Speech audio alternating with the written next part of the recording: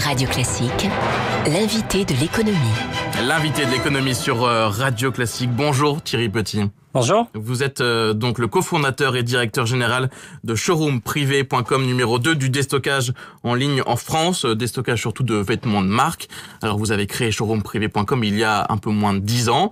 Vous avez beaucoup grandi depuis et ce matin donc vous faites votre introduction en bourse. Alors on l'a appris cette nuit, première cotation à 9h avec un prix d'entrée à 19,50 €. C'était la fourchette basse de ce que vous aviez prévu. Ça vous valorise à 660 millions d'euros. Là aussi, fourchette basse, est-ce que vous êtes un peu déçu ou non? C'est un succès complet pour vous? Nous, on est plutôt très contents, effectivement, dans un contexte marché qui a été quand même compliqué, avec de nombreux IPO soit annulés, soit restructurés. On fait partie des rares IPO qui ont été cotés dans la fourchette. Après, nous, on voit IPO, c'est... introduction en bourse, effectivement, dans la fourchette. Et puis, nous, on pense effectivement long terme. Donc, effectivement, le prix d'entrée est important en soi, mais ce qui compte pour nous, c'est surtout de se projeter dans plusieurs années et puis de créer de la valeur sur un terme un peu plus long. Ce qui a été important, je pense, dans cette levée lors du roadshow, on s'est aperçu qu'effectivement, notre modèle de rentabilité et de croissance avait séduit des investisseurs dans ce contexte qui était particulièrement difficile. Donc on est plutôt très content. Le fait d'aller au bout de cette introduction, quand on voit que par exemple cette semaine Deezer a abandonné, ça c'est en soi déjà un succès? C'est en soi un succès, il n'y a pas que Deezer, il y a de nombreux IPO qui ont été annulés ou qui sont en passe de l'être ou qui sont restructurés, donc c'est en soi effectivement un succès dans ce contexte-là. Alors ce prix donc valorise votre entreprise à 660 millions d'euros. Qu'est-ce que vous allez chercher en bourse?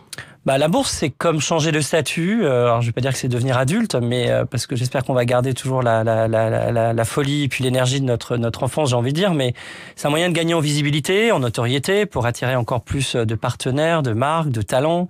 Et puis, c'est un moyen d'avoir effectivement accès à du financement si on veut accélérer la croissance, notamment l'international ou notamment via des croissances externes. Donc, croissance à l'international, où exactement?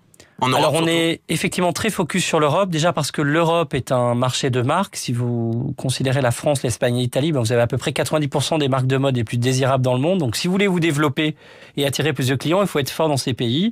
Et donc l'Europe reste pour nous un marché très fort, qui est encore sous-pénétré en termes de vente en ligne de mode. Et pour l'instant, vous êtes présent dans 8 pays européens, c'est ça? 8 pays, l'Allemagne étant le dernier que l'on a ouvert il y a 3 semaines. Et donc vous pourriez voir plus? Alors là, on couvre plutôt pas mal l'Europe. Là, l'idée plutôt, c'est de développer les pays déjà en place et d'accroître la notoriété dans ces pays, travailler avec encore plus de marques locales et puis attirer encore plus de consommateurs dans ces pays. Votre chiffre d'affaires l'année dernière, 350 millions d'euros. Combien en France? Alors, on fait 85% du chiffre d'affaires en France en 2014. Et donc trop peu à l'international, c'est ça? Il faut. Alors, l'international est encore jeune, puisqu'on l'a commencé en 2010-2011 avec une vraie accélération ces 2 dernières années. Les Galeries Lafayette ont annoncé l'ouverture de 2 nouveaux magasins spécialisés justement dans le déstockage où seront écoulées les collections passées avec des réductions de 30 à 70%. Est-ce que ça vous fait peur, cette nouvelle concurrence avec les magasins physiques là pour le coup? Alors moi je pense pas que ça me fait peur et je pense même pour aller plus loin que c'est très dangereux pour des marques comme les Galeries Lafayette de vendre à la fois des produits avec le prix fort et à la fois des produits déstockés. Comment vous voulez aller expliquer après au consommateur comment vous allez pouvoir lui vendre le prix fort si en même temps vous lui vendez le prix déstocké un peu en dehors de la ville dans un magasin outlet? Et plus généralement, il y a beaucoup de sites comme ça de déstockage qui se créent aujourd'hui en Europe. Est-ce qu'il y a encore des marges de progression et des marges de développement pour vous? Il y a des grandes marges de progression. Encore une fois, je le disais, la mode, c'est encore un marché sous-pénétré. C'est seulement 10% des ventes de mode se font en ligne en Europe. Et quand on regarde un peu nos pays comme la France, où on est fort, l'Espagne et l'Italie, c'est seulement 6% en France, 3% en Espagne et 2% en Italie. Quand on voit d'autres secteurs comme l'équipement qui sont à 15-20%, effectivement, ça laisse des marges de progression assez importantes. Vous avez donc levé au total 256 millions d'euros. Ça va vous servir à quoi, cet argent ? Nous, la volonté, c'est de continuer cette croissance, effectivement, recruter plus de marques, plus de membres et toujours travailler cette innovation, continuer à être innovant pour gagner encore plus de parts de marché et continuer à faire de Showroom Privé un succès. Être innovant, ça veut dire quoi? Vous allez miser sur quoi? On sait que vous, depuis le début, quasiment, c'est le mobile. Alors l'innovation, c'est effectivement le mobile, effectivement qu'on a lancé dès 2011, qui fait plus de 50% du chiffre d'affaires, mais c'est aussi des services de livraison extrêmement rapides, en 24 heures. On est le seul de ce secteur à le faire en Europe. Ou c'est encore plus récemment un incubateur qu'on a lancé qui s'appelle Look Forward, qui vise à mettre en avant des jeunes startups dans le domaine de la mode. Alors, vous parliez d'accélérer votre croissance en Europe.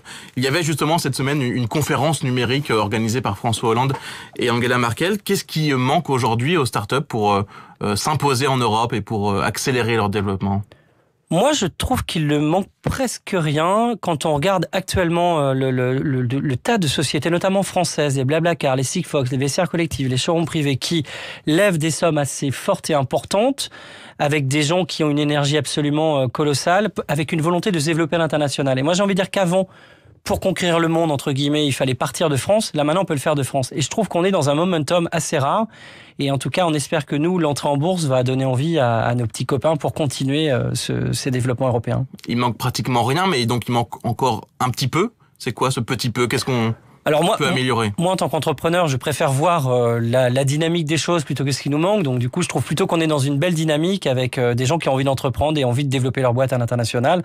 Et je pense qu'il faut plutôt, nos politiques sont là pour nous accompagner à essayer de nous faciliter peut-être un peu de droit du travail, peut-être un peu de fiscalité en Europe pour aller encore plus vite. C'est ce que vous avez demandé à François Hollande, que vous avez rencontré il y a 10 jours maintenant ? C'était effectivement des discussions qu'on a eues et dont le chef de l'État effectivement était plutôt très sensible parce que je pense qu'il est sensible au fait qu'il y ait des sociétés maintenant qui peuvent créer beaucoup d'emplois. Showroom privé, c'est plus de 1000 emplois créés ces dernières années en s'appuyant sur le numérique et sur ce développement international. À l'occasion justement de votre entrée en bourse, il y a un groupe chinois qui a pris une part de votre capital, plusieurs pourcents. Qui c'est ce groupe déjà et puis qu'est-ce qu'il vient faire avec vous ? Alors VipShop, c'est un groupe chinois, c'est le leader mondial de la vente événementielle qui est coté au New York Stock Exchange, qui est capitalisé près de 10 milliards de dollars et qui avec qui on va établir des synergies commerciales pour grandir ensemble sur des territoires complémentaires. Pas question de vendre pour l'instant. Ah non, sinon on n'aurait pas fait d'introduction en bourse. Merci beaucoup Thierry Petit, Merci. donc cofondateur de showroomprivé.com. Et donc vous entrez en bourse ce matin à Paris, première cotation prévue à 9h en présence, je crois, d'Emmanuel Macron, c'est ça, le ministre? C'est ça, on est très fiers. Merci beaucoup. Merci beaucoup d'avoir été avec nous ce matin en direct sur Radio Classique. Il est 7h27, dans un instant la suite de la matinale.